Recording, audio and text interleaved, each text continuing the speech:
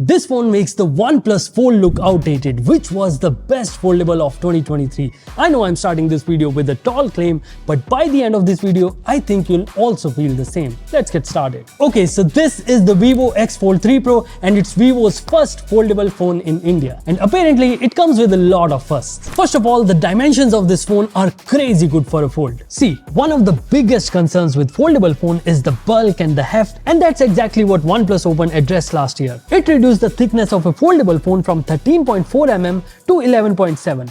But Vivo has taken it a step further by reducing it to just 11.2 mm, which is quite commendable as foldables are getting more and more closer to the form factor of usual phones. And not just that, it even added a massive 5700 mAh battery, which is comparatively larger than the 4800 mAh battery that you get on the OnePlus Open. Now it's a glass sandwich designed quite literally with aluminium frame and weighs just 236 grams. Now the back is not entirely glass, they've gone with glass fiber probably to keep the weight in check. The weight distribution is also done well, even though there's this big eye camera module that looks hefty but it isn't in reality.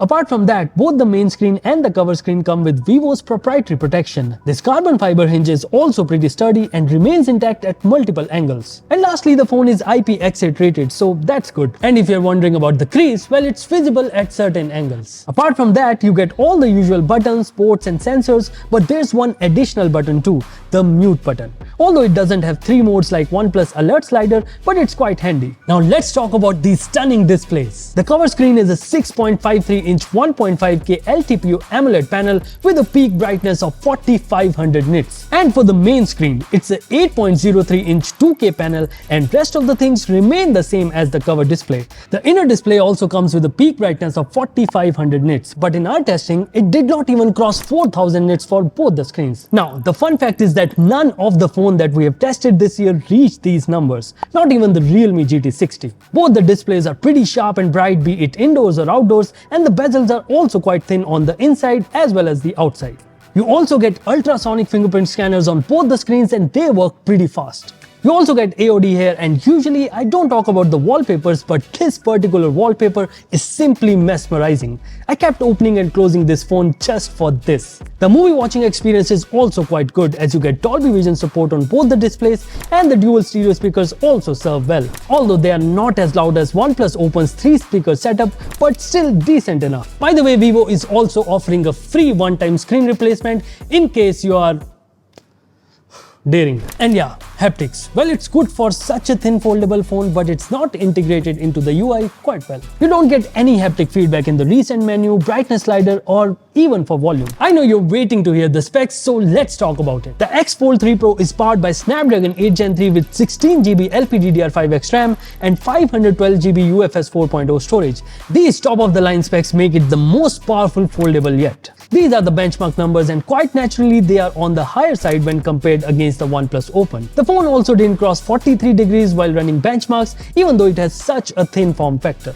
We also played a lot of games on this phone and it performs like a flagship. You get the highest settings in the games that we tested and the gameplay was also quite smooth, even in COD Warzone, which is still not as optimized as other games out there. Apart from benchmarks and gaming, I did not face any issues on this phone, but on the software front, there's a lot to talk about. Some good things and some not so much. First of all, the phone is running on FunTouch OS 14 based on Android 14 with the promise of 3 OS updates and 4 years of security patches. You get a lot of features, but I was specifically interested in foldable features, so let's talk about them first. To begin with, there's a taskbar here which is super convenient when you want to switch between apps. There's also an app drawer to open any app you want quickly. This makes multitasking super easy too, as you can have 2 apps like this and 2 more in a pop-up window. I also like how you can do this action to split the screen. Screenshots also work differently here. When you do 3-finger swipe in the middle, it takes a full page screenshot, and if you do it on the sides, it will take for that app only, which is neat. There's also a flex mode where you can fold the screen like this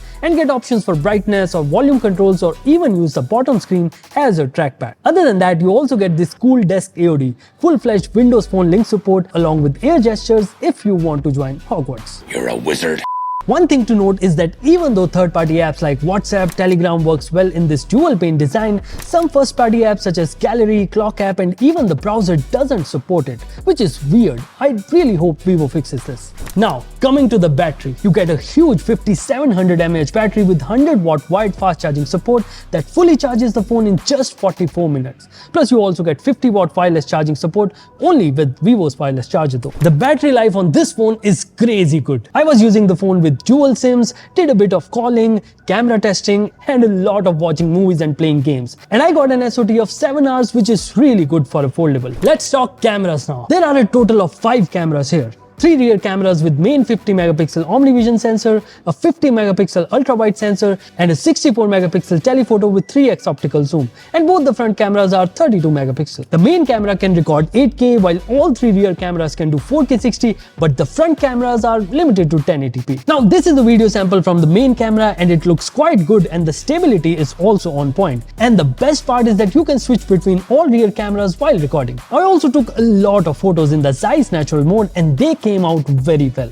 The details are on point, the processing is handled very well, especially in the night time, and the portraits are also well done. The ultra-wide camera needs some optimization and the details on the selfie cameras are not that good, but other than that, it's a very good camera phone. See, Zeiss lenses paired with Vivo's processing, this is easily the best camera phone on a foldable. By the way, I'll also leave a drive link with all the camera samples, so check it out, and while you're at it, please subscribe. On the connectivity front, Vivo hasn't cut any corners, as you get everything you need. The only thing missing is eSIM support. Now, I have told you all the flagship things about this phone except one. The pricing. Well, the price of Vivo X Fold 3 Pro is also quite flagshipy, as it's priced at 1,60,000 rupees. So what do you guys think about this phone? Tell us in comments, and if you guys have any more questions, feel free to ask and we'll answer them. Thank you for watching, and I'll see you in the next one.